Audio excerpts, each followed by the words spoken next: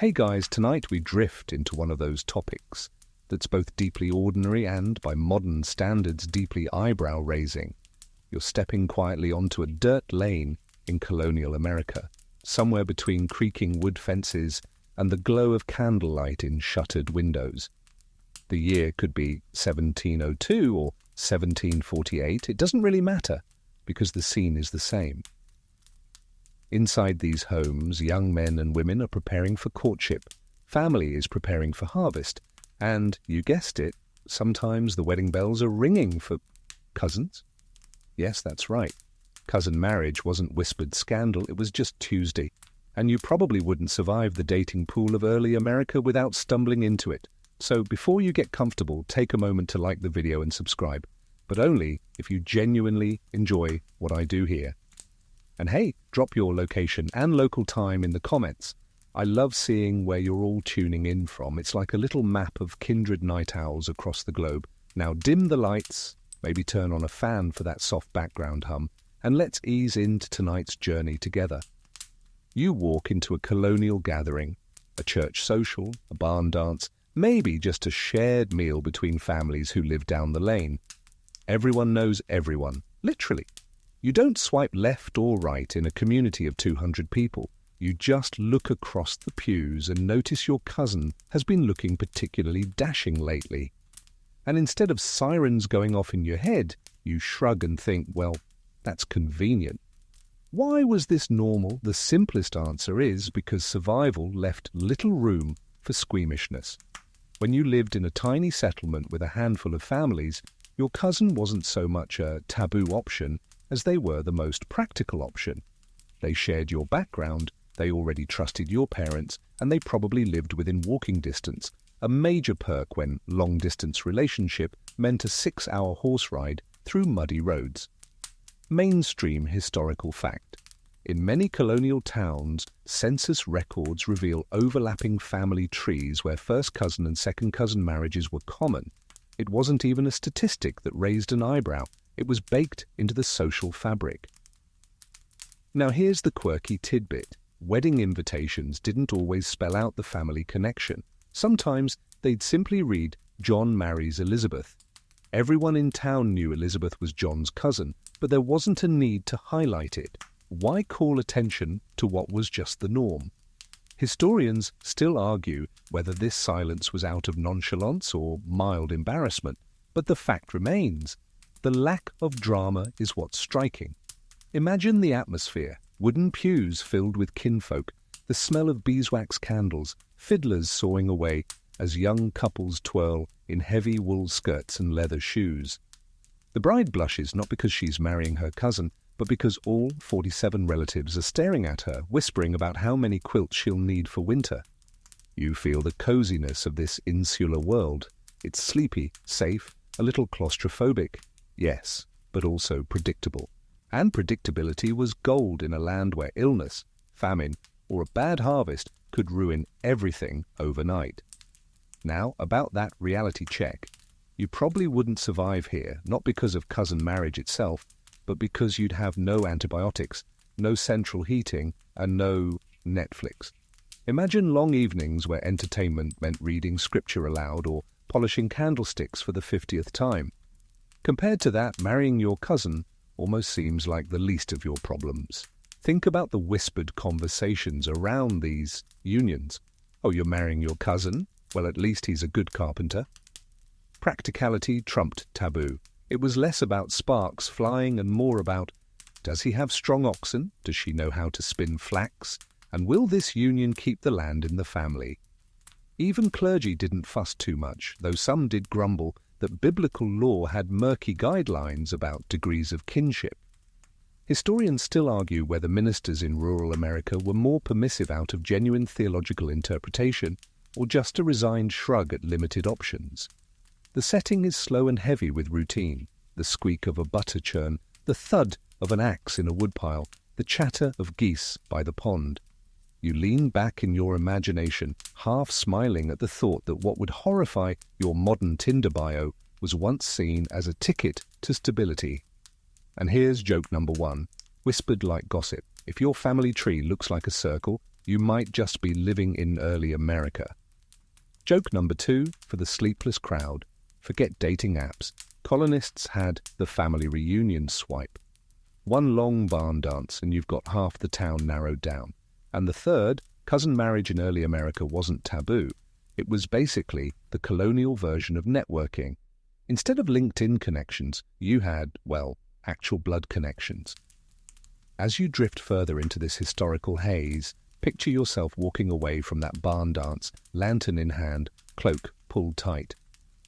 The stars overhead are piercingly bright without modern light pollution.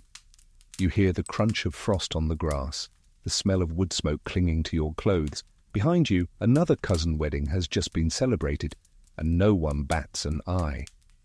You step off that frosty lane and into the dim light of a farmhouse kitchen. The fire is low, the benches are crowded, and you realize that cousin marriage wasn't just about convenience. It was about land. In early America, land wasn't simply a place to build your house. It was survival itself. Without acres to farm, you couldn't feed a family, couldn't raise livestock, and certainly couldn't hold your place in the community. So why not keep the land in the family, literally? Cousin marriages became a clever way to consolidate inheritance. Picture a family with 2 sons and 2 daughters. If one daughter marries outside the circle, some land might vanish with her dowry. But if she marries her cousin, suddenly the fields, barns and orchards remain under one extended roof. It's like Monopoly, except no one flips the board. They just get married to keep the little green houses safe. Mainstream historical fact. Land inheritance was the #1 factor shaping marriage choices in colonial America. Court records show endless disputes about dividing plots, and cousin marriages often helped avoid quarrels. After all, if you and your cousin are both heirs, marrying each other just smooths the paperwork. Here's a quirky tidbit. Some families even staged mock disputes in town halls to disguise what was really just a cousin merger. A father might publicly lament splitting land between 2 children, only to quietly approve when those children chose each other's offspring as spouses. Historians still argue whether these theatrics were genuine attempts to fool nosy neighbors or simply part of the ritual of appearing respectable. You can almost hear the creak of the wood floor as neighbors whisper over cider mugs. Well, at least the Smith farm won't be split. The tone isn't scandal, it's relief. It means more butter churned, more pigs fattened, and fewer fences squabbled over. Now picture the rhythm of farm life. You wake to the smell of rye bread and wood smoke. You walk through frosted fields, past fences mended by your cousin, who also happens to be your future husband. There's no romance novel blush about it.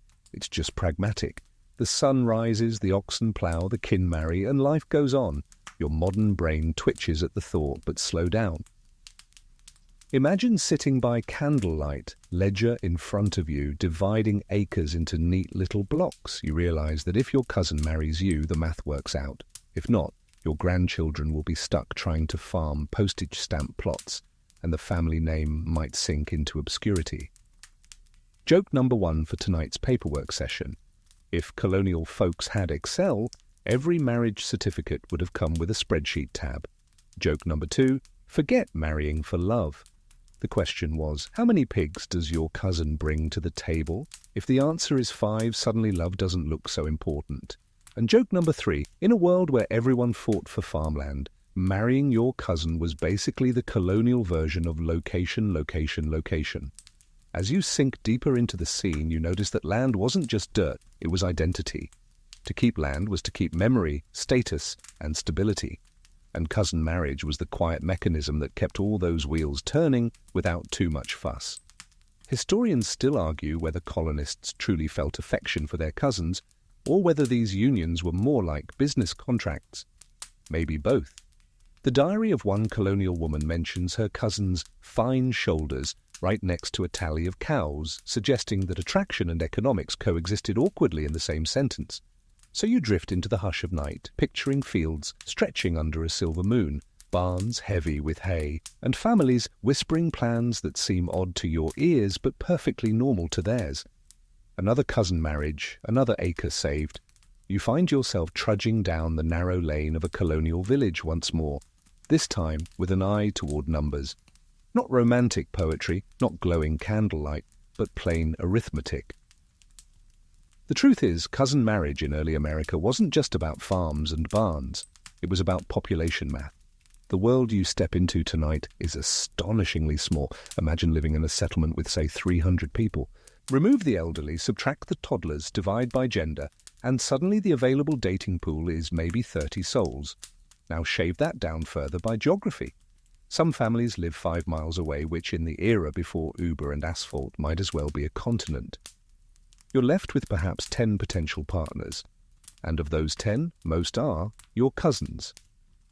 Mainstream historical fact. In 1790, the very first US census recorded just under 4 million people across the entire nation. Spread across rural towns, that meant many communities were tiny, isolated islands. The sheer scarcity of eligible partners made cousin marriages less a choice than an inevitability. Here's your quirky tidbit. Historians uncovered that in certain Appalachian hamlets, winter snow sealed entire valleys for months. During those long candle-lit evenings, cousin bonds became especially close, sometimes leading to marriages announced in spring, right as the thaw came. Historians still argue whether those winter pairings were the result of genuine affection fostered by close quarters or sheer lack of alternative entertainment. You pause and picture it. Long nights in a one-room cabin, the air thick with wood smoke and the faint squeak of a fiddle. Cousins sat side by side, shelling beans, whispering stories, sharing blankets. Your modern mind might call it claustrophobic, but to them it was warmth, familiarity, and survival. Let's talk about winters again.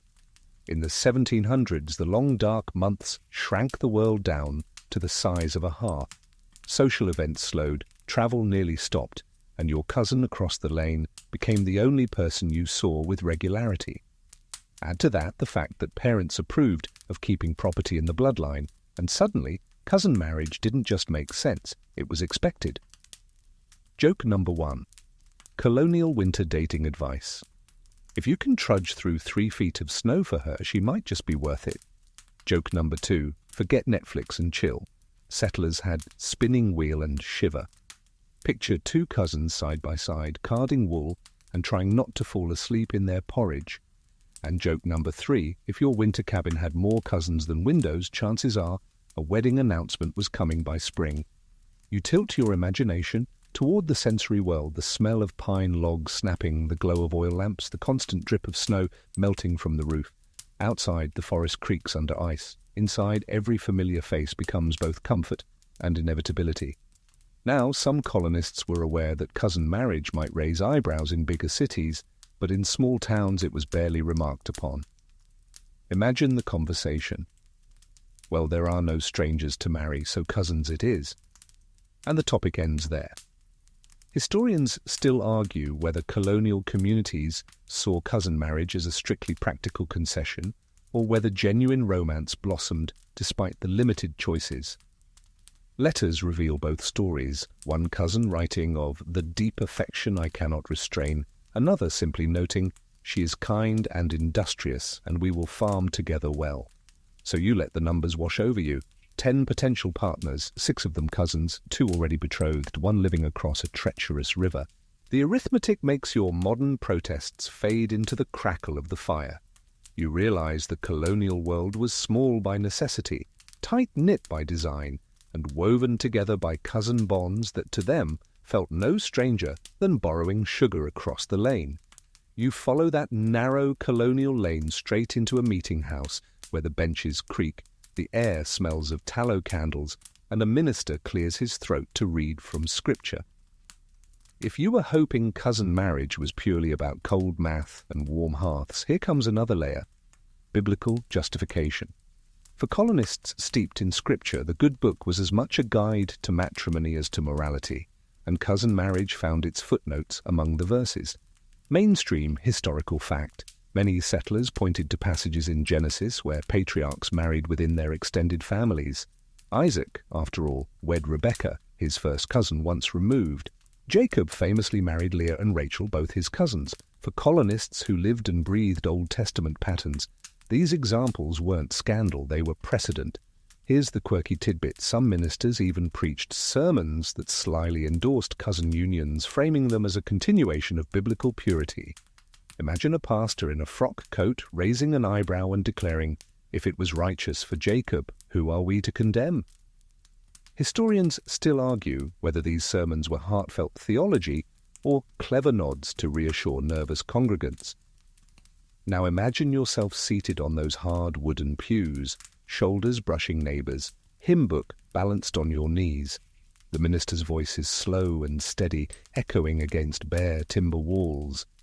In a world where scripture was daily bread, hearing that cousin marriage was biblically sound felt like a divine rubber stamp. But not everyone agreed. Some whispered anxiously about Levitical laws forbidding close kin. Exactly how close? Well, that was the debate. Degrees of separation were measured like mathematical puzzles, with diagrams drawn to decide whether a second cousin counted as safe. Your modern brain might compare it to endless arguments about Wi-Fi passwords, tedious, technical, and never quite resolved. Joke number 1, colonial dating advice in church. If Jacob did it, you probably can too, but don't quote me on that. Joke number 2, imagine sitting through a 3-hour sermon where the big twist is, and yes, marrying your cousin is fine. Not exactly Netflix pacing. Joke number 3, colonial church gossip was probably less about scandal and more about hymn choice. Did you hear? They picked Psalm 23 again. Shocking. You feel the rhythm of this world. The Bible wasn't a dusty book on a shelf. It was the morning reading, the evening comfort, the courtroom reference, the family counselor. To colonists, citing scripture for cousin marriage wasn't cherry-picking. It was anchoring themselves in divine approval. Still, unease stirred in some quarters. Ministers argued in pamphlets, parents debated by firesides, and communities split in their interpretations. Was it about holy tradition, or was it simply too convenient to ignore? Historians still argue whether colonists leaned on scripture out of sincere conviction or as a way to sanctify what they were already doing for practical reasons. You picture leaving that meeting house as the bell tolls, walking past frosted grass and wooden fences, the debate still echoing in your ears. One neighbour insists it's God's will, another mutters it's unwise, but all agree life must go on. The sheep must be tended, the butter churned, and the cousins married, Bible in hand.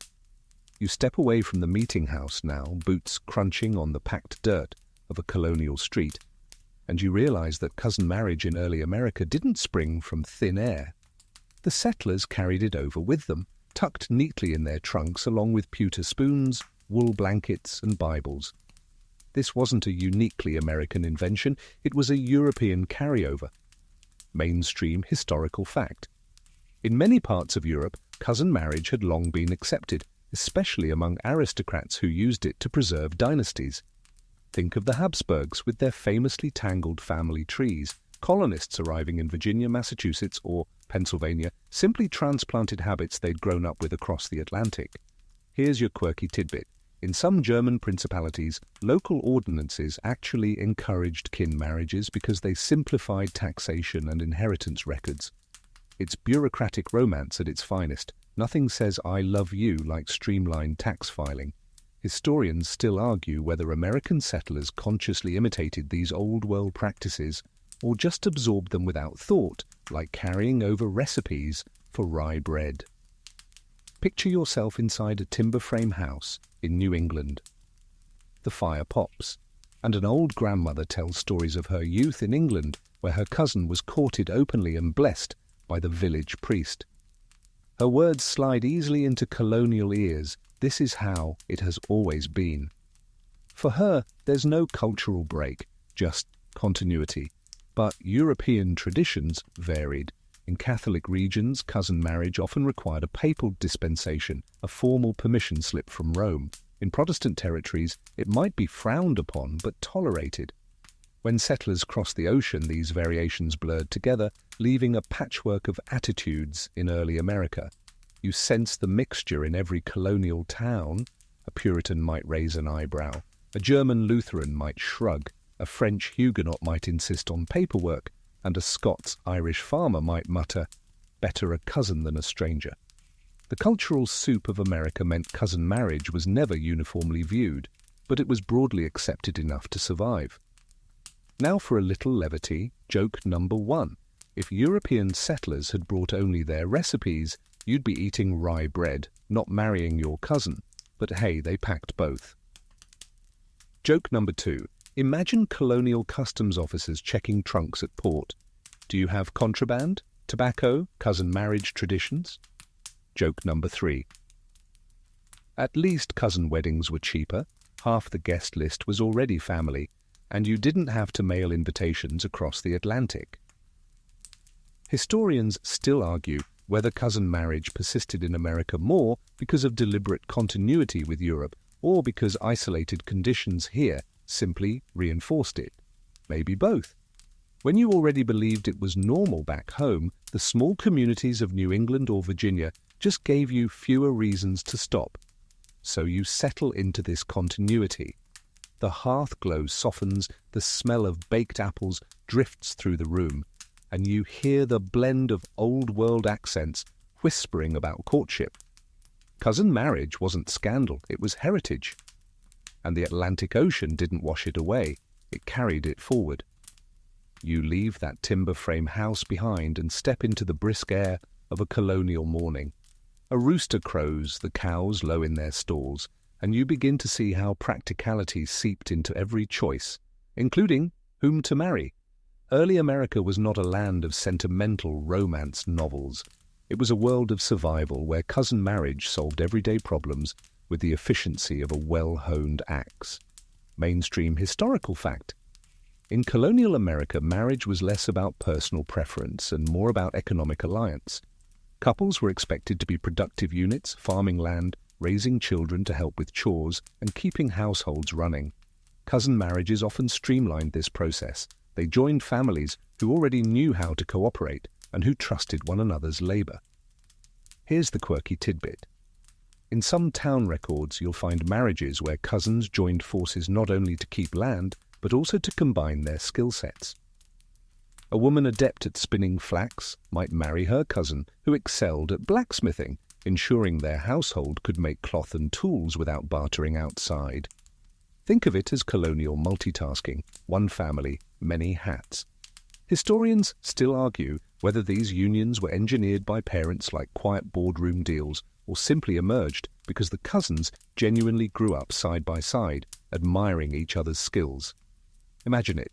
2 cousins hoeing rows of corn in the hot sun, pausing to wipe sweat with the same rag, then trudging back to a shared table where supper is cornbread and beans. It's not glamorous, but it's efficient. In a place where starvation was a real possibility, marrying your cousin wasn't scandal, it was insurance. Now let's add a touch of modern sarcasm. Joke number 1, colonial Tinder profile, skilled at ploughing, owns 2 oxen, also your cousin, swipe accordingly. Joke number 2, romance novels today swoon over candlelight, colonial courtship swooned over a good butter churn technique. Joke number 3, forget opposites attract. In colonial America, it was more like, does she milk cows the same way I do? Perfect. You walk deeper into this scene, smoke rising from chimneys, the rhythmic clank of an iron bell calling workers, the chatter of hens in the yard. Everyone is busy, everyone is needed, and cousin marriages ensured fewer disruptions. No one had to figure out whether a stranger could be trusted to till the land or guard the barn. They already knew their cousin could handle it. Historians still argue whether colonists really cared about affection in these unions, or whether affection grew later after the chores were done. Some letters suggest genuine fondness, phrases like, "I hold her in sweet regard," while others are chillingly practical, noting only she is willing and able. So you picture yourself at the edge of a colonial farm, lantern in hand, watching 2 cousins walk the rows together. They talk less about love and more about seed yields, weather forecasts, and fence repairs. To your modern ears it sounds dull, but to them it was the music of survival. And in that steady rhythm of necessity, cousin marriage was simply another tool in the kit. You wander from the furrowed fields into the warmth of another farmhouse, this one louder and busier than most. Children dart between benches, dogs bark under the table, and neighbors crowd around with bowls of cider. Here, You see another truth. Cousin marriage wasn't only about land or efficiency, it was also a form of kinship insurance. Marrying within the family meant doubling down on loyalty, safety, and mutual support. Mainstream historical fact: colonial families functioned as sprawling economic units, often stretching across households. If one household fell into debt or crop failure, cousins were the first line of aid. A cousin marriage didn't just tie two people, it fused entire households into tighter, more resilient webs of obligation. Here's the quirky tidbit. Some wills explicitly noted cousin marriages as strategic moves. For instance, my daughter Sarah, having married her cousin William, shall inherit both orchard and stock. That way, if disaster struck one farm, another branch of the family tree could pick up the slack.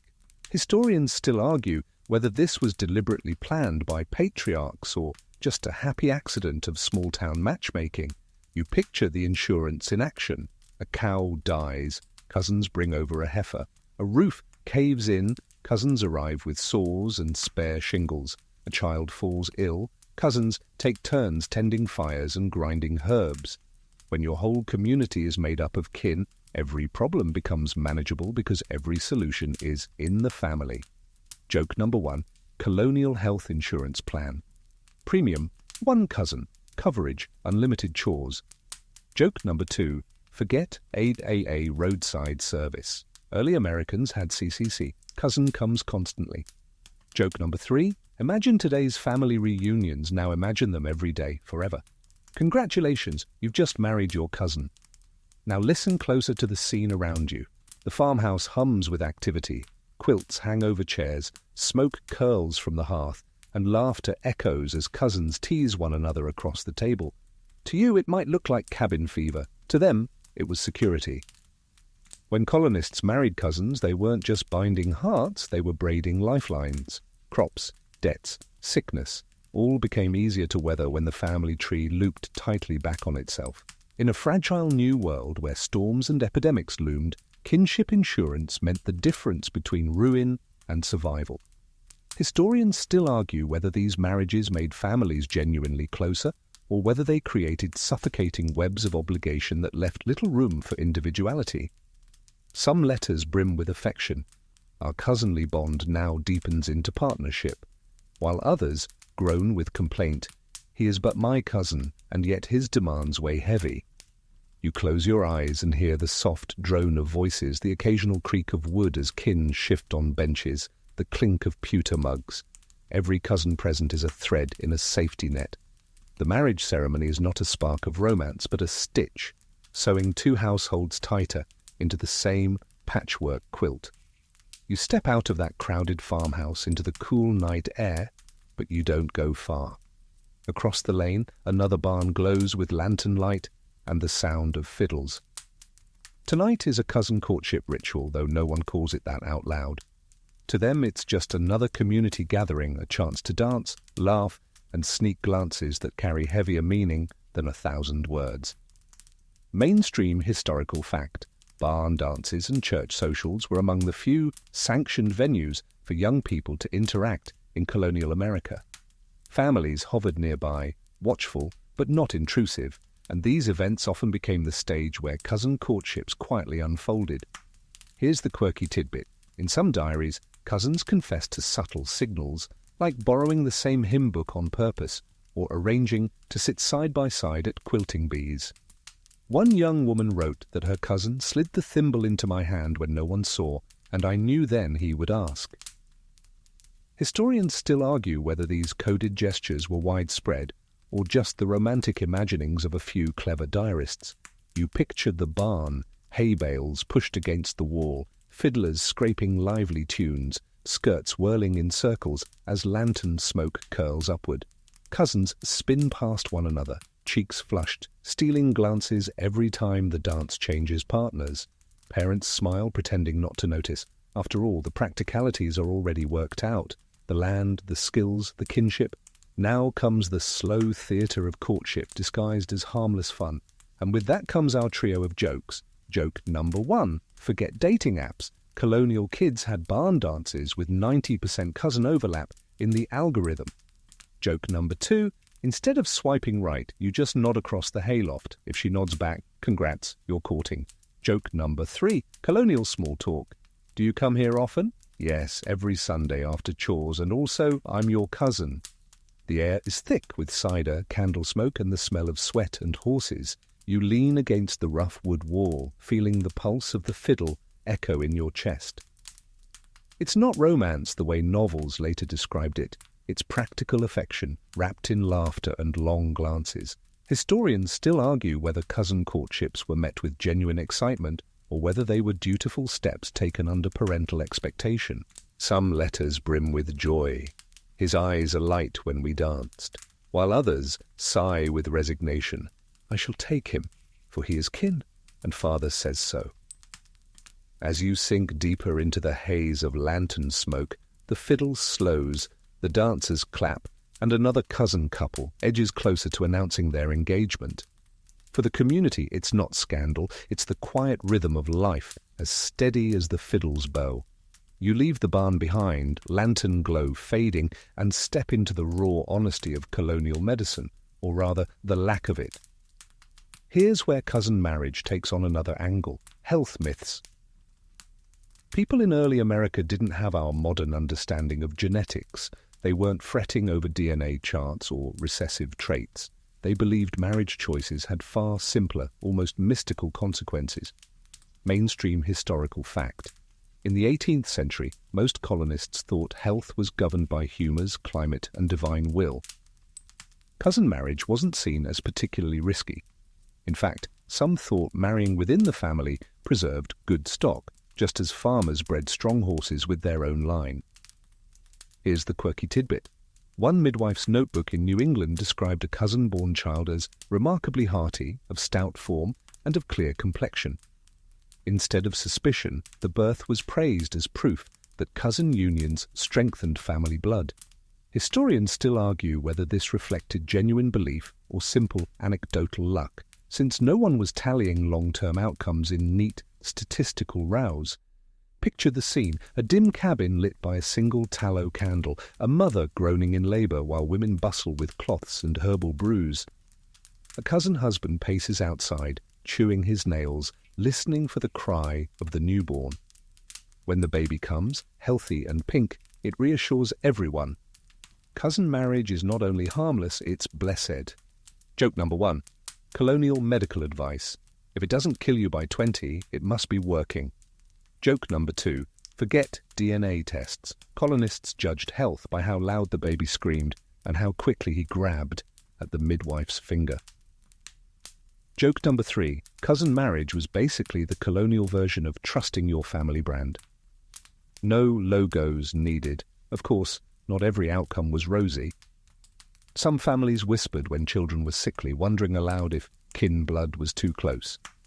But without scientific frameworks, blame often fell on curses, bad weather, or improper diet. Milk soured too quickly? Blame the storm, not the shared last name. Historians still argue whether colonists ever suspected a genetic link, or whether that notion only arrived in earnest during the 19th century when biology caught up. What's clear is that in the colonial mindset, cousin marriage carried no automatic medical stigma. Instead, it was often equated with careful stewardship, keeping strong bloodlines together like breeding good wheat. So you drift into the hush of that candlelit cabin, listening to the newborn's wail, the crackle of fire, the rustle of skirts. Relief floods the room. Another cousin child, healthy and strong, welcomed into a world where family ties are both cradle and shield. You step out of that candlelit cabin and into the crisp morning air. Somewhere nearby, bells toll, announcing yet another wedding. This time, it's not anonymous farm folk, it's names you'd recognize, famous Americans who quietly married their cousins. For all the talk of practicality, even the great and celebrated were swept into these family webs. Mainstream historical fact: Thomas Jefferson himself married his third cousin, Martha Wales Skelton. And closer still, John Adams's son, John Quincy Adams, wed his first cousin, Louisa Johnson. For early Americans, even presidents and statesmen found nothing peculiar in cousin unions. They were, in fact, respectable choices. Here's your quirky tidbit. Edgar Allan Poe married his 13-year-old first cousin Virginia Clem in 1836. Scandalous by our standards, but in his time, the cousin angle drew far less comment than her age. Historians still argue whether Poe's marriage was an oddity of desperation or just another example of cousin marriage being so common it didn't raise much of an eyebrow. Picture the grandeur of a plantation house, high ceilings, polished wood floors, guests arriving by carriage, candles flicker in tall holders, and violins tune in the gallery. A cousin bride sweeps down the staircase, her gown rustling like parchment. No whispers of scandal, no raised eyebrows, only nods of approval that the family name, fortune, and land are safely secured. Joke number 1. Imagine presidential campaign slogans today. Vote for Adams. He loves democracy. And his cousin. Joke number 2. Poe writing his Gothic tales by candlelight. Once upon a midnight dreary, I married my cousin, weary. Joke number 3. If the founding fathers had family reunions, half the guest list was also their in-laws. Talk about multitasking. You let the scene broaden. It wasn't just elites. In New England or Virginia, across towns and hamlets, notable lawyers, ministers, and merchants routinely wed cousins. The practice was so normalized that a newspaper announcement rarely specified the family link, even when everyone in town knew. Historians still argue whether these marriages were driven more by affection, like Poe's supposed devotion to Virginia, or whether they were orchestrated to cement power, like the Jefferson and Adams alliances. Either way, the stories reveal that cousin marriage stretched from the humblest cabins to the highest drawing rooms. As you drift through the image, carriages roll away from the plantation, guests chatter under the stars, and the cousin couple disappears inside, beginning a marriage that to us seems unusual, but to them was as natural as the evening breeze. You follow the carriages rattling down a moonlit road until they stop at a modest clapboard church.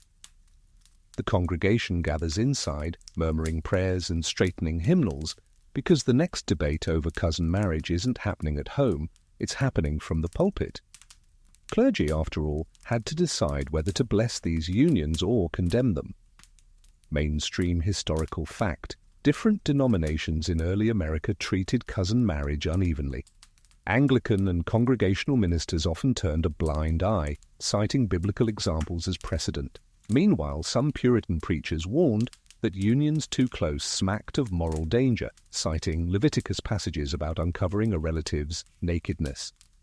Here's the quirky tidbit. One Massachusetts minister in the 1720s reportedly spent nearly 4 hours passing exactly which degrees of cousinship were acceptable. First cousins, risky.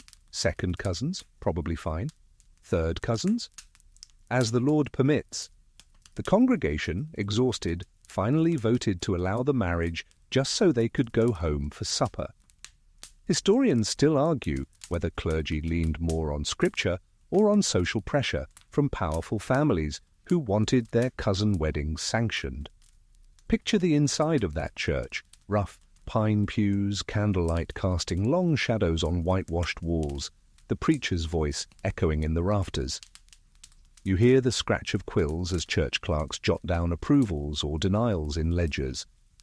The couple stands nervously at the front, eyes darting between minister and parents, praying for a nod. Joke number 1, Colonial sermon pacing. Today's service will cover Psalms, Proverbs, and whether you can marry your cousin. Hope you packed lunch. Joke number 2, ministers had less to do with romance and more with math. Carry the one, subtract the uncle. Ah yes, you're distant enough. Joke number 3, imagine waiting 4 hours just to hear your preacher finally mutter, "Fine, kiss your cousin." The church debates reveal how uneasy some communities felt, even while others shrugged. You can almost hear the creak of the pews as families whispered, "It's good enough for Jacob, isn't it good enough for us?"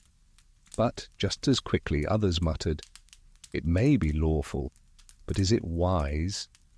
Historians still argue whether these clerical debates were genuine attempts to clarify morality or just ritual exercises that rubber-stamped what families had already arranged.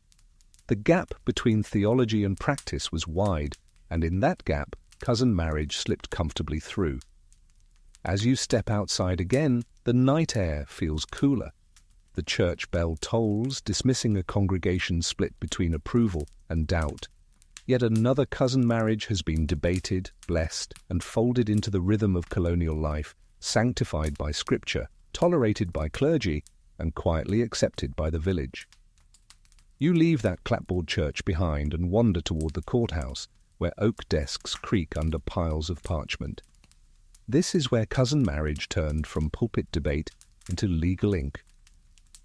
The question wasn't only should cousins wed, but could they, according to the laws of the colonies and later the states. Mainstream historical fact. Early American colonies largely inherited English common law, which placed restrictions on very close kinship marriages but did not universally prohibit cousin unions. By the early 19th century, some states began drafting specific statutes, with places like Massachusetts frowning on first cousin marriages while others, like Virginia, continued to allow them. Here's the quirky tidbit. One colonial court case records a man accused of marrying his near kinswoman without proper dispensation. The punishment? A fine of a few shillings and a stern lecture, after which the couple simply went back to their farm. Historians still argue whether such cases were about genuine moral outrage or whether they were more about asserting the state's right to regulate marriage contracts. Imagine the courthouse scene. Men in waistcoats leaning over quills, ink smudging as clerks scratch out laws in heavy books. A cousin couple waits nervously in the corner, hands clasped, while a judge in powdered wig mutters about degrees of kinship. The room smells of ink, sweat, and damp wool. The gavel falls, and more often than not, the law sides with pragmatism. Joke number 1. Colonial legal codes were basically flowcharts. Are you siblings? No. Then congratulations, the court approves. Joke number 2.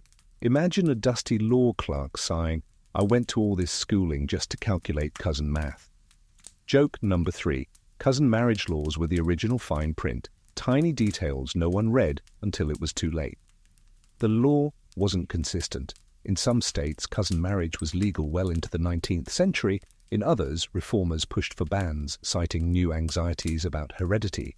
But in the colonial era, ambiguity reigned. Families exploited loopholes, judges winked at tradition, and cousin weddings slipped easily through the cracks of inconsistent statutes. Historians still argue whether these legal inconsistencies reflected genuine cultural differences across regions, or whether they were simply the slow gears of a young nation still figuring out how to legislate private life. So you step back into the daylight, hearing the courthouse bell toll. The cousin couple exits arm in arm, relieved that ink on paper has blessed what the community already accepted. Laws may shift, sermons may lengthen, but for now, cousin marriage continues unhindered, written into the margins of early American life. You drift from the courthouse toward the grand homes of the local elite, where manicured gardens stretch along gravel drives and tall windows gleam in the afternoon sun. Here, cousin marriage carried a sharper edge. It wasn't just about farms or sermons, but about kinship politics. Mainstream historical fact. In early America, families of influence often arranged cousin marriages to preserve wealth, consolidate power, and maintain their social rank. Elite planter families in Virginia or wealthy merchants in New England used kinship as a political tool, weaving their bloodlines into tight knots that guaranteed loyalty and influence. Here's the quirky tidbit. In some family letters, you can read the pride dripping off the page. Our daughter's match to her cousin ensures the family's standing for generations. To them, it wasn't awkward, it was strategy. Historians still argue whether this was genuine foresight or just the fear of letting wealth slip into the hands of outsiders. Picture yourself in a candlelit parlor where velvet curtains hang heavy and portraits of ancestors stare down from the walls. A cousin couple sits stiffly on a settee, sipping spiced cider while their parents hover approvingly. The union isn't just personal, it's a chess move, one that ensures property doesn't scatter, political alliances stay close, and family names retain their shine. Joke number 1, colonial elite didn't need a country club. They had cousin marriage as the ultimate membership card. Joke number 2. Forget family politics at Thanksgiving. For the wealthy, family politics was the wedding plan. Joke number 3. Imagine a colonial power couple. We've combined estates, livestock, and also our grandparents. These marriages often shaped entire regions. In Virginia, cousin alliances between planter families solidified dynasties that stretched for centuries. In Massachusetts, cousin ties among merchant families kept trade monopolies tight. The overlap of blood and power was so dense that entire counties seemed ruled by sprawling cousin clans. Historians still argue whether this practice strengthened communities by creating stability or strangled them with nepotism and insularity, perhaps both. Some cousin unions produced remarkable leaders, others led to bitter feuds when family politics soured. You lean back in that parlor chair, hearing the crackle of a fire and the low murmur of voices plotting futures. Cousin marriage wasn't scandalous here. It was governance by another name, the quiet machinery of kinship turning behind every curtain. You slip out of that velvet-curtained parlor and into a quieter farmhouse, where the air smells of bread baking and wood smoke curling low. Here, cousin marriage takes on a softer form. Not political maneuvering, not land consolidation, but the steady hand of widowhood. In early America, when death was constant, cousins often became the natural choice for remarriage, keeping bonds unbroken. Mainstream historical fact, widowhood was common. Epidemics, childbirth, and accidents left many families fractured. Records show widows frequently remarried within their extended families, often to cousins, so that children could be raised by someone already trusted. The continuity kept farms running and ensured orphans weren't thrust into the hands of strangers. Here's the quirky tidbit. In some diaries, women remarked, with a kind of weary acceptance, "I wed again to cousin Thomas, that my children know their kin, and my hearth not be empty." The tone isn't fiery romance. It's practical, sometimes tinged with humour.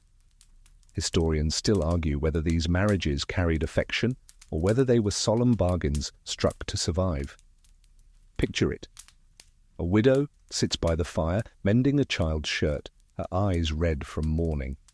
Outside, her cousin tends the livestock, already familiar with the rhythms of the household. Within weeks or months, the arrangement becomes marriage. The children barely notice the shift. Uncle Thomas is now Father Thomas, and the family knot tightens. Joke number 1. Colonial dating pool, single, widowed, or now promoted cousin. Joke number 2. For a widow, marrying your cousin wasn't plan B. It was more like emergency patch kit for survival. Joke number 3. At least the kids didn't need new introductions. Meet your stepdad. Surprise, you already knew him. The atmosphere in these remarriages was different. Less candlelit flirtation, more quiet duty. And yet sometimes affection grew in those steady arrangements. A widow and her cousin, bound first by sorrow, found new tenderness in shared responsibility. Historians still argue whether widows had much say in these choices or whether extended families arranged the match quickly to stabilize the farm. But whatever the motive, cousin remarriages stitched holes left by grief, ensuring that households endured. As you close your eyes, you hear the crackle of the hearth, the shuffle of children's feet, the soft murmur of cousins turned partners. It's not glamorous, but it's deeply human, an answer to loss that felt natural in a world where kinship was everything. You leave that quiet farmhouse and drift into a smaller room lit by a single lantern, where the scratch of a quill fills the silence. On the desk lies a diary, ink-stained, leather-bound, brimming with secrets. If you want to know what cousin marriage felt like beyond sermons and statutes, you must listen to the voices of those who lived it. Mainstream historical fact. Surviving letters and diaries from the 18th and early 19th centuries often mention cousin unions casually, as if they were as ordinary as a trip to market. What to us seems shocking was to them a simple fact of life, worthy of only a sentence or two. Here's the quirky tidbit. One young woman in Virginia wrote that her cousin looked upon me with such earnestness at the quilting, I felt my cheeks betray me. That was her entire entry, flushed cheeks at a quilting bee, with no sense that she needed to justify the cousin part. Historians still argue whether such entries show true affection or simply youthful resignation dressed up in ink. Picture yourself leaning over that diary. The candle sputters, wax pooling on the desk. Outside, snow presses against the shutters, but inside, a girl's heart beats fast at the thought of her cousin's gaze.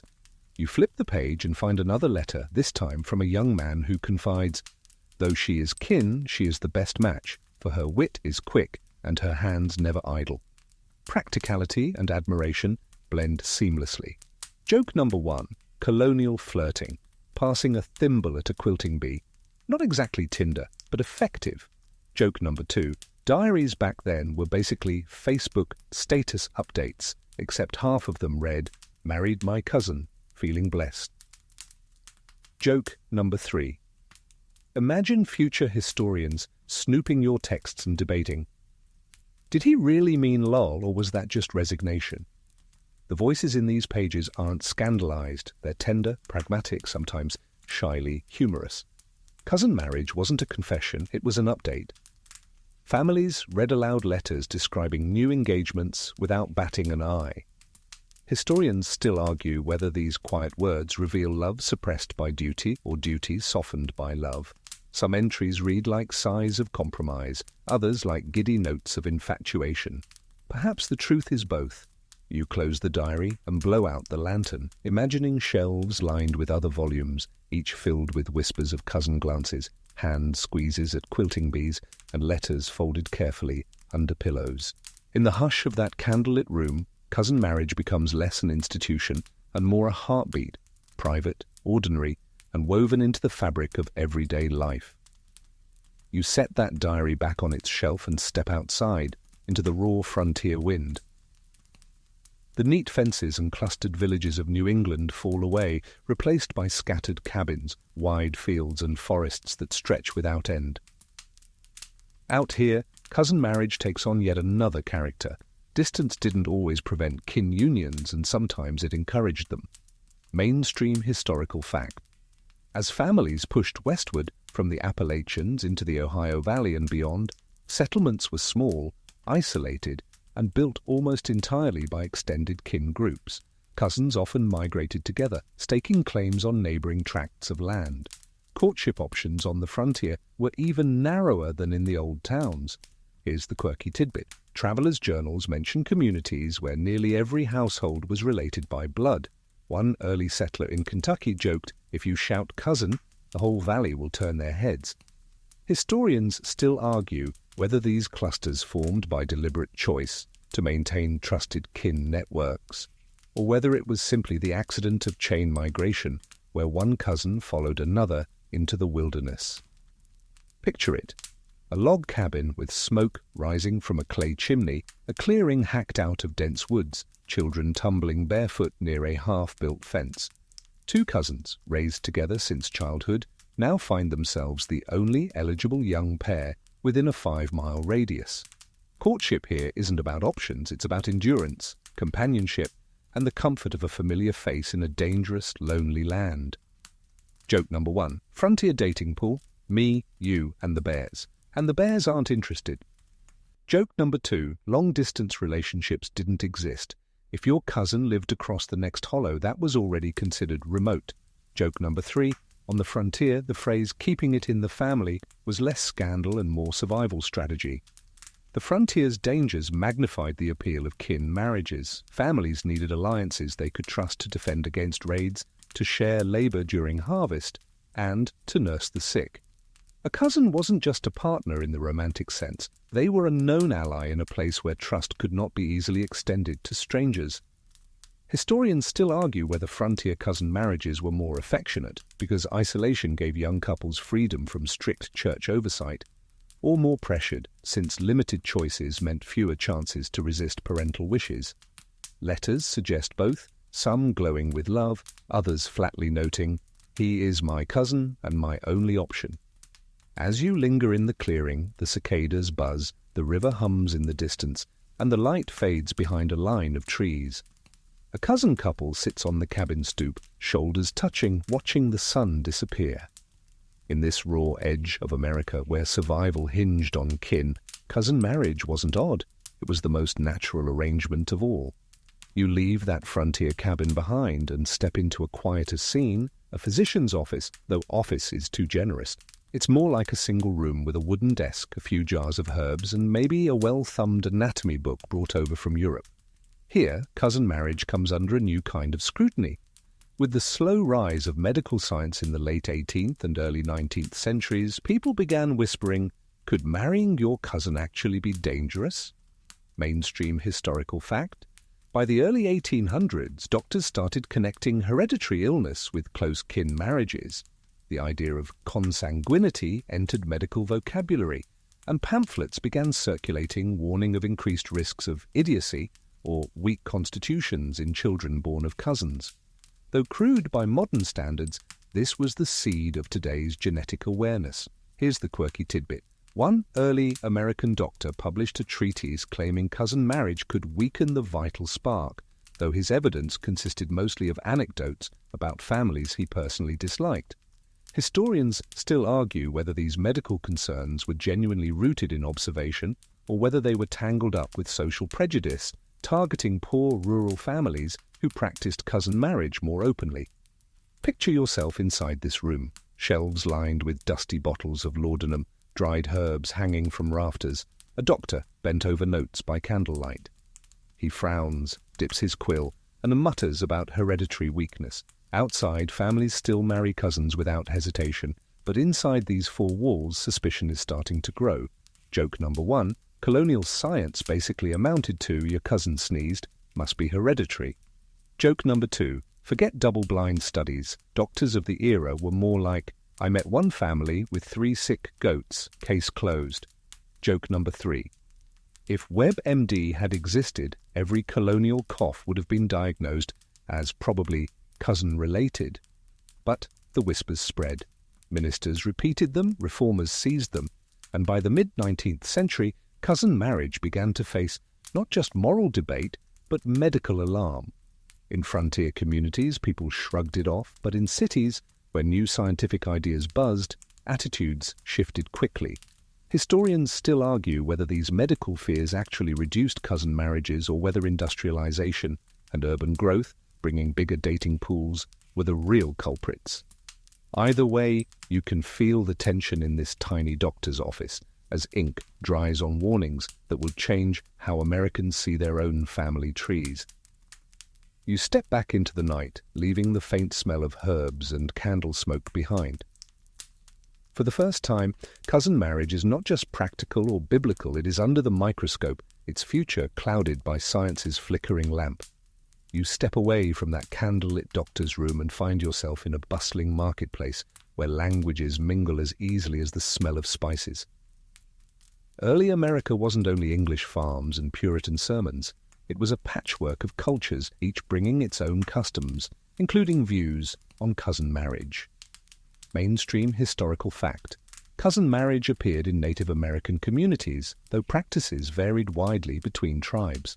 Among some, marrying within a clan was forbidden, while among others, cross-cousin marriages where a man married his mother's brother's daughter were encouraged as a way to cement alliances. Immigrant groups like German, Irish, and Italian settlers also carried with them traditions of cousin unions, sometimes clashing with Anglo-American norms. Here's the quirky tidbit.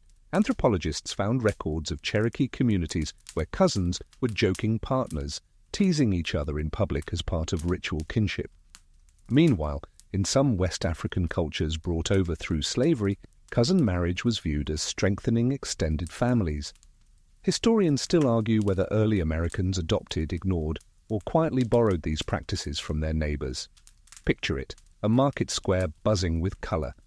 English settlers haggle over saltfish, German farmers trade sausages, Irish women sell flax, native traders lay out woven baskets. In the crowd, cousins meet eyes across cultural lines. To some, marriage within kin is natural. To others, scandalous. The diversity of opinion makes early America less uniform than your sleepy colonial lane might suggest. Joke number one. Imagine a colonial dating advice column. Are you German? Cousins okay? Are you Puritan? Cousins questionable? Confused? Welcome to America. Joke number 2. Market flirting back then sounded like one basket of cornmeal for your cousin's hand. Romantic, right? Joke number 3. Multicultural America meant your cousin could critique both your farming and your dancing. Double the family pressure. In this mosaic, cousin marriage became a point of overlap and divergence. Some groups blended seamlessly, others drew sharp lines. You can almost hear the debates in accented English, German, or Iroquoian dialects, as families argued whether a cousin was the perfect partner or strictly off-limits. Historians still argue whether America's diversity accelerated the decline of cousin marriage by introducing stricter norms from some groups, or whether it prolonged it, since so many traditions normalized the practice. Either way, the marketplace hums with this collision of customs as barrels roll, horses snort, and cousins quietly slip glances across the stalls. You drift with the crowd, lantern smoke curling in the dusk, and realize that cousin marriage wasn't one story in America. It was many, braided together by culture, faith, and necessity. You leave the marketplace behind and stroll up the gravel path of a stately home, its columns gleaming white against the twilight. Here, cousin marriage wasn't just tolerated, it was actively encouraged, especially when money was at stake. Among America's wealthiest families, cousins were sometimes the only acceptable suitors because wealth, like land, was never meant to leak beyond the family line. Mainstream historical fact. In elite families of the 18th and 19th centuries, cousin marriages helped keep fortunes consolidated. From southern plantation dynasties to northern mercantile clans, wealthy parents preferred to see their children wed a relative rather than risk diluting estates with strangers' bloodlines. Here's the quirky tidbit. A New York merchant once wrote to his daughter that marrying her cousin was the surest safeguard of our fortune, as though romance were just a ledger entry. Historians still argue whether such unions were primarily motivated by affection among kin who grew up together, or whether parents orchestrated them like business mergers dressed up in lace. Imagine the parlor scene, chandeliers glinting, polished mahogany furniture shining in candlelight, servants gliding silently with trays of punch. A cousin bride in silk sits demurely, her dowry discussed more openly than her feelings. Outside, carriages line the drive, their lamps glowing like patient eyes. The air is thick with both wealth and calculation. Joke number 1. Colonial prenups were easy, no lawyers needed when both parties already shared the same grandparents. Joke number 2. Forget marrying for love. Among the wealthy, it was more like marrying for better bookkeeping. Joke number 3. Estate planning, but make it romantic. Darling, I love you almost as much as the family fortune. The irony here is that cousin marriages among elites sometimes drew less criticism than those among poor farmers. When wealthy families married cousins, it was praised as shrewd stewardship. When poorer families did, it was sometimes mocked as provincial. Double standards, it seems, have been around forever. Historians still argue whether these wealthy cousin unions actually preserved fortunes or just delayed the inevitable dispersal of assets. In some cases, they built dynasties that endured for generations. In others, family feuds and lawsuits shredded the carefully guarded inheritance. Anyway, you picture the glow of the chandeliers dimming as the evening winds down. The cousin couple departs arm in arm, watched approvingly by parents counting future acres in their minds. For them, cousin marriage wasn't just ordinary, it was strategic elegance, the velvet rope that kept fortune securely tied to the family name. You leave that stately home of chandeliers and ledgers, wandering north into the stern meeting houses of Puritan New England. Here the atmosphere is heavier, almost suspicious, and cousin marriage comes under a different sort of scrutiny. Among the Puritans, everything, marriage included, was weighed against scripture, discipline, and the ever-watchful eye of the community. Mainstream historical fact. Puritan laws in 17th and 18th century Massachusetts Bay Colony were strict about marriage bans between close kin, but close was often left open to interpretation. First cousins could sometimes slip through under local approval, though many ministers preferred to see unions at least a degree or two farther removed. Here's the quirky tidbit. Church elders sometimes inspected family trees before approving a match, tracing lines of descent on parchment like amateur genealogists. One record shows a minister crossing out a proposed engagement after discovering the couple were first cousins twice over. Historians still argue whether Puritan disapproval stemmed from genuine theological concern or from their deep suspicion that joy itself needed to be carefully monitored. Picture the scene. Plain wooden benches, stern faces turned forward, the only colour the black ink of the family records laid out on the pulpit. A young man shifts uncomfortably as elders murmur over his lineage, pointing at scribbled branches like mathematicians solving an equation. The room smells of ink, wool, and candle wax. Outside, a cold wind rattles the shutters as though creation itself agreed with the elders' caution. Joke number 1. Puritan wedding planning sounded like math class.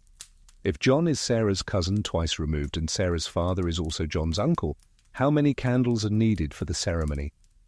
Joke number 2. Forget romance novels. The only approved Puritan courtship story was, he loves the Lord, she loves the Lord, and maybe, if the family tree checks out, they can love each other. Joke number 3. Imagine swiping right in Puritan New England would just be a checklist of scripture verses and genealogy charts. Still, cousin marriages did happen here, though often under greater whispering and judgment than in the South or on the frontier. Some Puritan communities tolerated them quietly, reasoning that biblical patriarchs had done the same.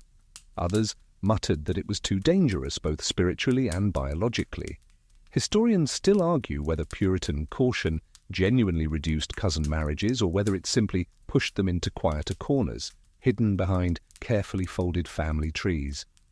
The diaries from the region suggest both outcomes, some young couples steered away by stern parents, others marrying anyway and trusting in God's mercy. So you step out of the meeting house into the sharp New England air, where cousin marriages weren't impossible, but they carried a shadow, a flicker of suspicion, and the heavy weight of Puritan disapproval pressing on every union. You leave the chill of New England behind and drift southward, where the air grows heavier, scented with magnolia blossoms and the faint smoke of plantation chimneys. In the South, cousin marriage wasn't shadowed by Puritan suspicion. It was woven into the very fabric of dynasties. Mainstream historical fact. Among wealthy planter families in Virginia, the Carolinas, and Georgia, cousin marriage was not unusual but almost expected. Large plantations needed heirs who would keep the land consolidated, and marrying a cousin ensured that tobacco fields, rice swamps, and cotton estates stayed in the bloodline. Here's the quirky tidbit. Some Southern families joked about needing a family tree ledger just to keep track of who was cousin, who was second cousin, and who was cousin by marriage. One planter scribbled notes in his diary about how his son's wedding meant the acres of both branches are now bound together, as though he were recording a business merger. Historians still argue whether these Southern cousin unions were more about passion and kinship or about the cold calculus of plantation economics. Picture it. A sprawling plantation house, white columns gleaming, cicadas humming in the dusk. Lanterns flicker as cousins waltz across polished floors, watched by parents whispering over glasses of brandy. Outside, enslaved labourers harvest crops under the punishing sun, their toil financing the cousin marriages inside. The juxtaposition is stark, romance and power preserved for some, while suffering secures the wealth beneath it all. Joke number 1. In the Southern dating pool, the phrase "keeping it in the family" doubled as both advice and family strategy. Joke number 2. At these weddings, you didn't need to invite the whole town. Half the guest list already shared your last name. Joke number 3. Forget seating charts. At Southern cousin weddings, the biggest challenge was avoiding duplicate initials on the napkins. Cousin marriage here wasn't whispered scandal. It was a cornerstone of elite society. Entire dynasties grew more tangled as cousins married cousins for generations, creating networks of kin that dominated politics, law, and trade.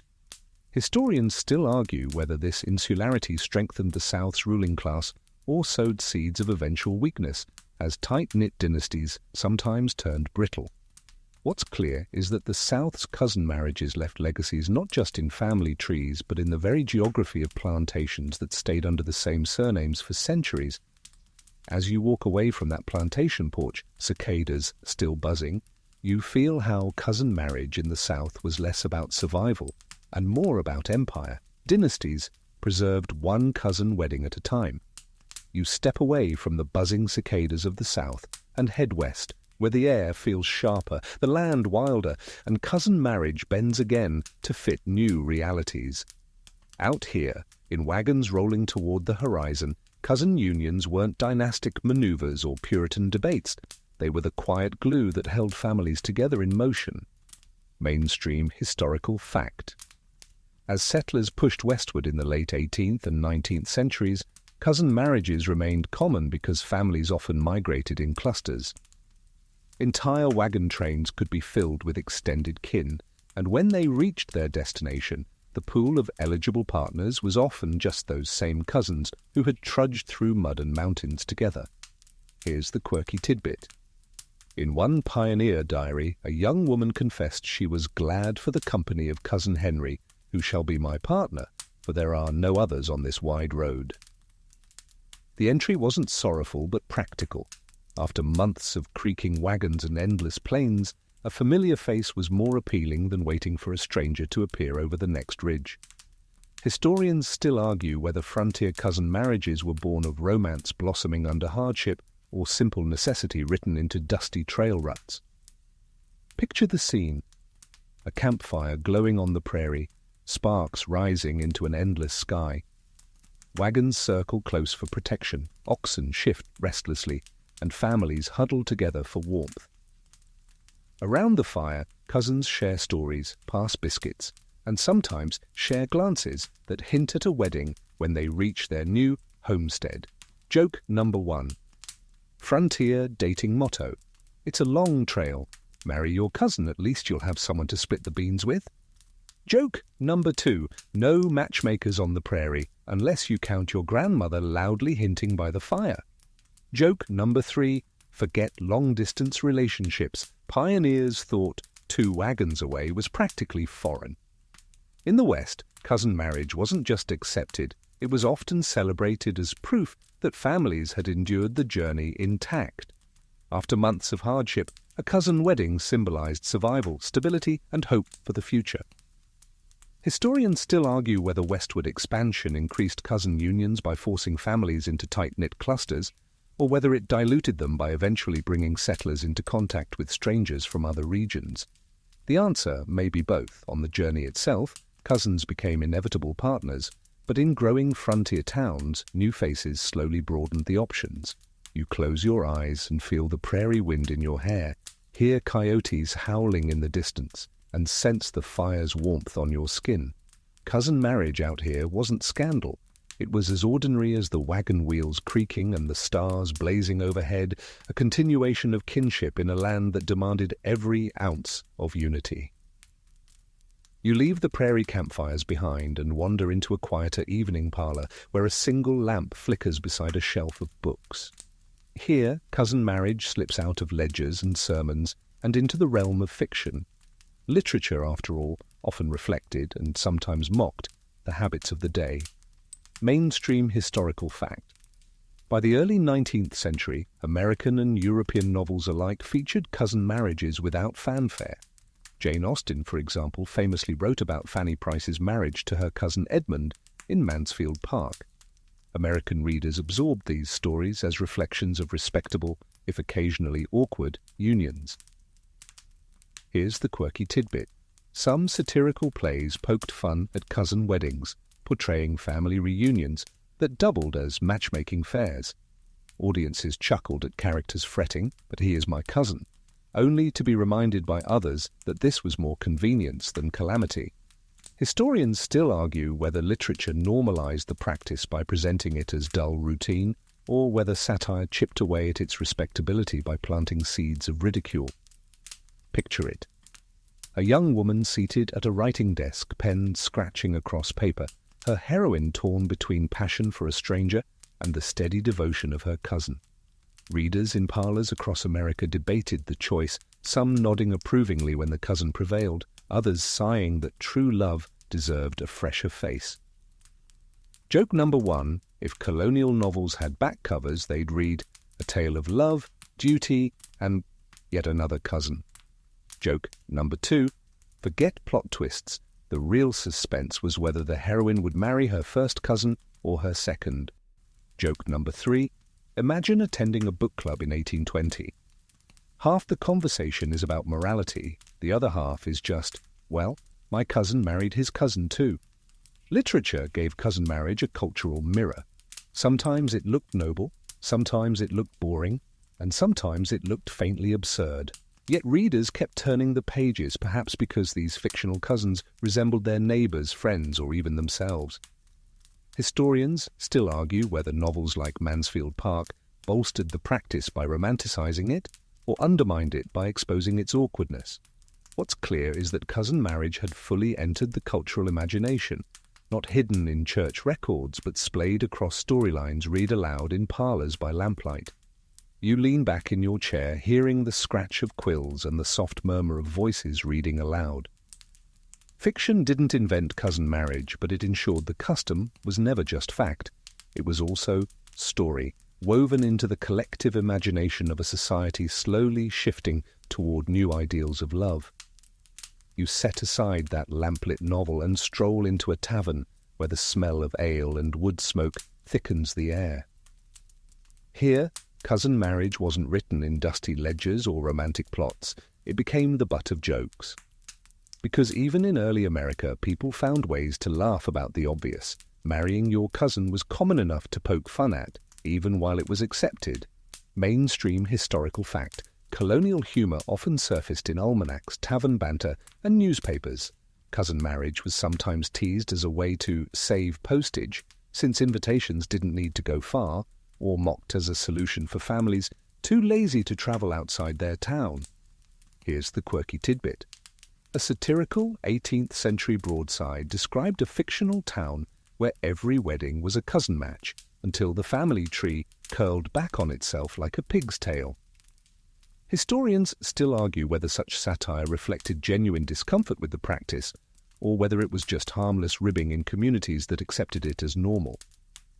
Picture the tavern, wooden benches sticky with cider, men in breeches laughing over tankards, women at the hearth pretending not to listen while smirking at the jokes. Someone strums a fiddle in the corner, and the punchline tonight isn't politics or taxes, it's cousin weddings. Joke number 1. Why did the colonist marry his cousin? Because everyone else was too far down the muddy road. Joke number 2. Family reunions double as speed dating. Try the quilting bee for the premium package. Joke number 3. You know you're from a small town when the only stranger at your wedding is the preacher. These jokes softened what might otherwise feel heavy. Laughter turned the oddness into familiarity, allowing people to acknowledge the strangeness while continuing the practice anyway. It's the same way communities today joke about small-town dating. Everyone's connected, so you might as well laugh. Historians still argue whether humour hastened the eventual decline of cousin marriage by making it seem ridiculous, or whether it simply normalised it through constant repetition. The truth may be both. A joke can chip away at respectability, even as it keeps a custom in circulation. You lean back against the tavern wall, hearing the low hum of laughter and the clatter of mugs. In that candle-lit haze, cousin marriage is less a solemn institution and more a punchline, accepted, expected, and gently teased until the laughter fades into song. You slip out of the noisy tavern and into the clang and bustle of a growing city street. The cobblestones are slick with rain, and shop windows glow with lamplight. Here, in the new world of industry and expanding cities, cousin marriage begins to lose its grip. Options broaden, people mingle, and suddenly the dating pool is no longer just cousins across the lane. Mainstream historical fact. By the mid-19th century, industrialization pulled young men and women into factories, schools, and cities. Census records show a gradual decline in cousin marriages as exposure to strangers and opportunities for romance outside the kin group multiplied. Here's the quirky tidbit. Some etiquette manuals of the 1850s started slipping in gentle discouragements of cousin marriage, suggesting that with so many eligible gentlemen in the cities, it was a pity to marry so close to home. Historians still argue whether the decline came primarily from moral shift or simply from logistical convenience. When you live in Boston with 1,000 bachelors on your block, you don't need to settle for your cousin. Picture it, crowded tenements humming with voices from Ireland, Italy, Germany, gas lamps flickering on factory walls, trains clattering into depots filled with strangers carrying satchels. Young women in hoop skirts and young men in bowler hats meet not at quilting bees, but in shops, schools, and even on bustling street corners. Cousin marriage suddenly feels less inevitable, like last season's fashion. Joke number 1. Industrial era dating advice. Why marry your cousin when you can meet someone new at the textile mill? Joke number 2. Parents used to say, marry your cousin to keep the farm. Now it's, don't marry your cousin, you'll embarrass us in the city. Joke number 3. The urban version of cousin marriage was running into your cousin at the market and pretending you didn't know them. Still, cousin marriages didn't vanish overnight. In rural areas where isolation lingered, they remained common. But in cities, the stigma grew. Newspapers occasionally printed snide remarks about the old country habit, and reformers used cousin marriage as shorthand for backwardness. Historians still argue whether industrialization alone caused this shift, or whether the rise of new scientific ideas, genetics, heredity, added pressure. Likely it was both, with social mobility prying open doors just as science began slamming others shut. You stand at the edge of a gaslit street, rain pooling in the gutters, watching a stream of strangers cross paths. Cousin marriage hasn't disappeared yet, but the tide has turned. The world is bigger now, and with every factory whistle and steamship horn, the circle of acceptable partners widens beyond the family tree. You linger on that rain-slick city street, but the glow of gas lamps soon gives way to lecture halls and printed pamphlets. The 19th century brought more than industry. It brought science with its stern gaze and new vocabulary. Suddenly, cousin marriage wasn't just old-fashioned. It was scandalous, dressed up in medical charts and genetic warnings. Mainstream historical fact? By the mid to late 1800s, studies in heredity and early genetics began circulating widely. Physicians warned that cousin marriages could increase risks of blindness, deafness, or feeble-mindedness in children. Charles Darwin himself, famously married to his cousin Emma Wedgwood, worried aloud that his family's illnesses were caused by their consanguinity. Here's the quirky tidbit. American newspapers loved sensationalizing these warnings. Some ran cartoons of family trees bending into tangled knots, mocking cousins who married as though their offspring would sprout extra toes overnight. Historians still argue whether this was rooted in legitimate science, or whether reformers used cousin marriage as a scapegoat to shame rural communities clinging to old ways. Picture the lecture hall, rows of young men in stiff collars scribbling notes as a professor points at a chalkboard diagram of heredity. Circles and squares linked together in a crude family tree, with arrows warning against close unions. The air smells of chalk dust and kerosene lamps. Outside, pamphlets pile in bookstores, urging Americans to abandon cousin marriages in the name of health and progress. Joke number 1. Imagine being Darwin, writing the theory of evolution while side-eyeing your cousin wife across the dinner table. Joke number 2. Victorian scientists warned cousin kids might be weak. Irony check. Some of those warnings were scribbled by doctors who fainted at the sight of blood. Joke number 3. In a world without Netflix, early scientists entertained themselves by turning cousin marriages into family tree horror stories. The science was imperfect, often exaggerated, but it stuck. By the late 19th century, several U.S. states passed laws explicitly banning first cousin marriages, citing hereditary danger. What had once been shrugged off or even celebrated was now painted as reckless. Historians still argue whether the new taboo was truly born from medical concern, or whether it was part of a broader cultural push to modernize, urbanize, and distinguish progressive America from its rural, kin-bound past. Whatever the reason, cousin marriage was now no longer a neutral choice, it was scandal bait. You close your eyes and hear the squeak of chalk, the muttering of students, the shuffle of pamphlets in the wind. The shift has arrived. Cousin marriage, once ordinary, now glimmers under the harsh light of science, its days of quiet acceptance numbered. You step out of that chalk-dusted lecture hall and into the swirl of 19th century America, where the cousin marriage debate refuses to settle. Despite the headlines, despite the pamphlets, you still see families defending the practice as if nothing had changed. For some, tradition spoke louder than science, mainstream historical fact. In the 1800s, cousin marriage was still defended in both America and Europe. Charles Darwin himself worried about the consequences of marrying his cousin Emma, yet he pointed out that many famous historical figures, from monarchs to philosophers, came from cousin unions. In the US, certain ministers and family patriarchs insisted the practice was biblically sound and culturally respectable, no matter what reformers said. Here's the quirky tidbit. One 1870s New York newspaper published a tongue-in-cheek list of illustrious cousins, including Queen Victoria and Prince Albert, Benjamin Franklin's relatives, and even Edgar Allan Poe, arguing that if geniuses could come from cousin marriages, the stigma must be overblown. Historians still argue whether these defences were sincere reassurances or desperate attempts to preserve old habits against the tide of change. Picture it. A parlour in Boston or Charleston, families gathered as newspapers rustle and debates flare.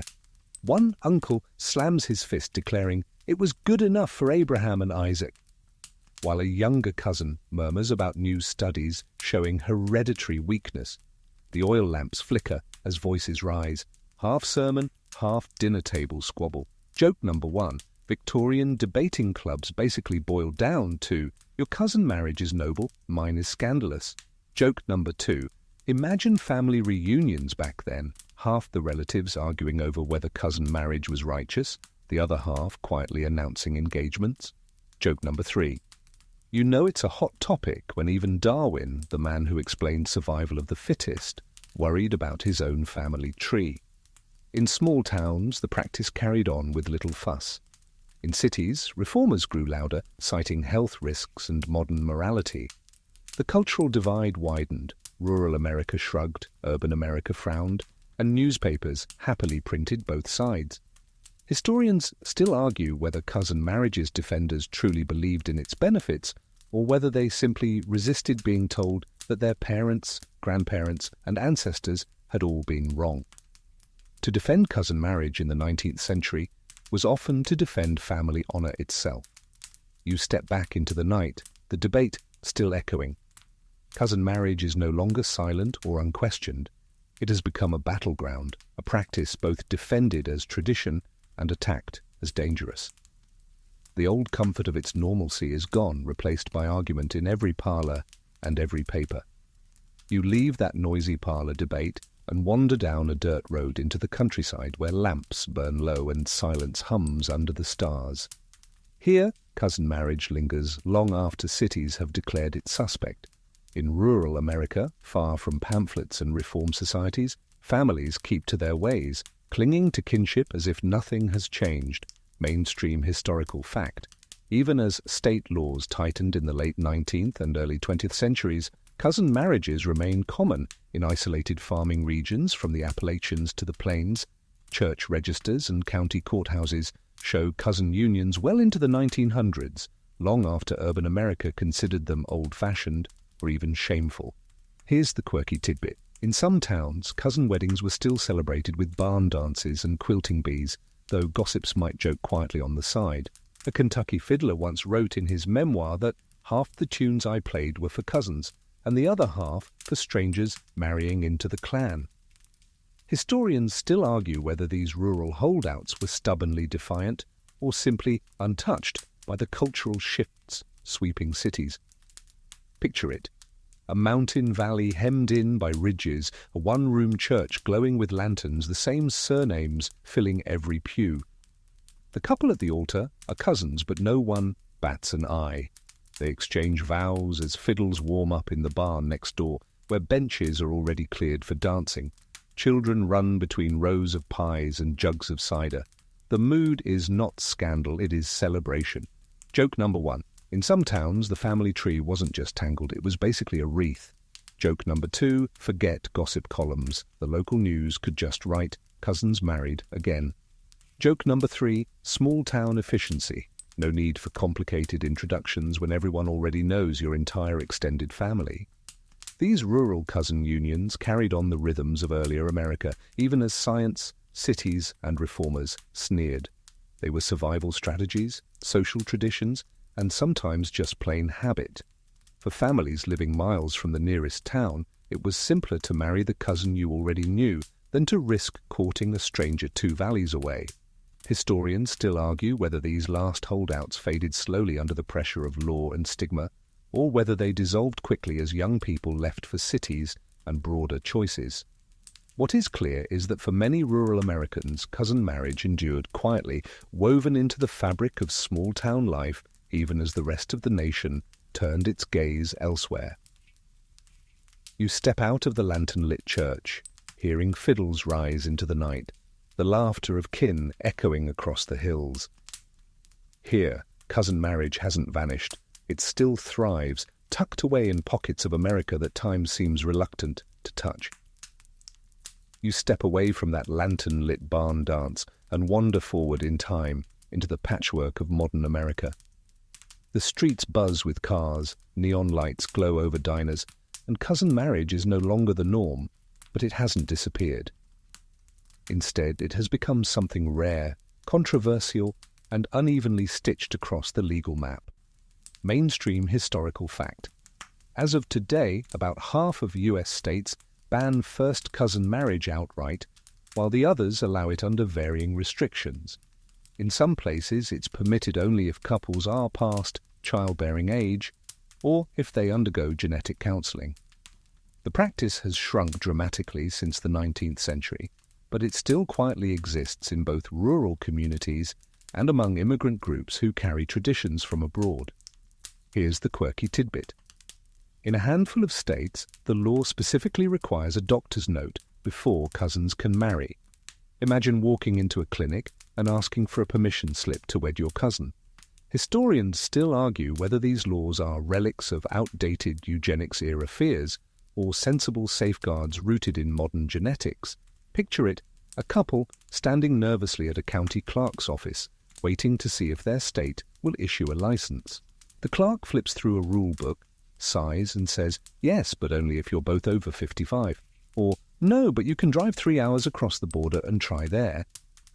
What was once ordinary is now a bureaucratic puzzle, a patchwork quilt of permission and prohibition. Joke number 1. In modern America, marrying your cousin isn't impossible. It's just like planning a road trip around state laws. Joke number 2. Forget romance novels. Today's cousin couples could write guidebooks titled 50 States of Legal Confusion. Joke number 3. Online dating profiles now come with disclaimers, "Not your cousin, promise." The stigma today is stronger than ever. Cousin marriage is often treated as punchline, scandal, or taboo. Yet anthropologists point out that globally, cousin unions remain common. In parts of the Middle East, Africa, and South Asia, they are deeply rooted traditions. For some immigrant families in the US, cousin marriage continues quietly, sustained by cultural heritage. Historians still argue whether modern laws truly reflect health concerns, or whether they linger as cultural markers of America's desire to distinguish itself from old-world traditions. Either way, the custom persists on the margins, legal in some places, condemned in others, whispered about nearly everywhere. You stand on a busy American street corner, neon lights blinking overhead, and realize how far the story has traveled, from ordinary barns and fields to stigmatized corners of law. Cousin marriage today is a relic, a survivor, an echo of a practice that once built families, dynasties, and communities. You leave that neon-lit street behind and find yourself back in the quiet of your own room, where the hum of a fan fills the silence and the lights are dim. After tracing cousin marriage from barns and Bibles to laws and laboratories, you feel the story softening, fading like embers in a hearth. What was once ordinary in early America now lingers as memory, strange, familiar, and a little unsettling. Mainstream historical fact: by the 20th century, cousin marriage in the US had become rare. steadily eroded by scientific warnings, urbanization, and shifting cultural norms. Where it once knit farms and fortunes together, it now exists only in scattered pockets, allowed in some states, banned in others, mostly forgotten in daily life. Here's the quirky tidbit. Despite stigma, surveys still find small numbers of Americans who marry cousins each year, often in immigrant communities where the practice remains deeply normal. One anthropologist quipped that the US bans cousin marriage in theory, but tolerates it in practice. Historians still argue whether America's modern distaste is truly about health or whether it's the echo of old anxieties dressed up as morality. Now, slow down. Imagine the journey you've taken, the frost of colonial fields, the laughter of cousins twirling at barn dances, the stern faces of Puritan ministers, the silk gowns of southern plantations, the chalk diagrams of 19th century professors, the glow of neon over modern clerks flipping through law codes. The story winds through centuries, looping like the family trees it describes. Joke number one: if history teaches anything, it's that America's family reunions have always doubled as wedding expos. Joke number two: cousin marriage was once called keeping it in the family. Now it's just called a bad punchline at the Thanksgiving table. Joke number three: the real scandal isn't that people married cousins, it's that they sat through 4-hour sermons to get approval for it. And now comes the wind down, your eyelids grow heavy, your breathing slows. The words stretch longer, softer. The details fade like candlelight guttering in its dish. The story of cousin marriage is at its heart a reminder of how cultures shift. What was once practical, ordinary, and praised became strange, stigmatized, and nearly forgotten. Yet every custom, however odd it seems now, was once stitched into daily survival, as natural to them as it is peculiar to us. So you let the images drift away, the barns and fields recede into mist, the stern ministers lower their voices, the fiddles quiet, the neon hum dissolves into silence. You are left only with the faint impression of a world both foreign and familiar, where cousins married not out of scandal, but out of necessity, faith, and tradition. Now, as you sink deeper into rest, think of history not as judgment, but as a long, drowsy story. One where the strange always softens with distance, and the past becomes a gentle murmur. Breathe in, slowly. Exhale, slower still. Let the weight of centuries settle like a quilt across your chest. Sleep comes easier when the world grows quieter. And now, the story has reached its end.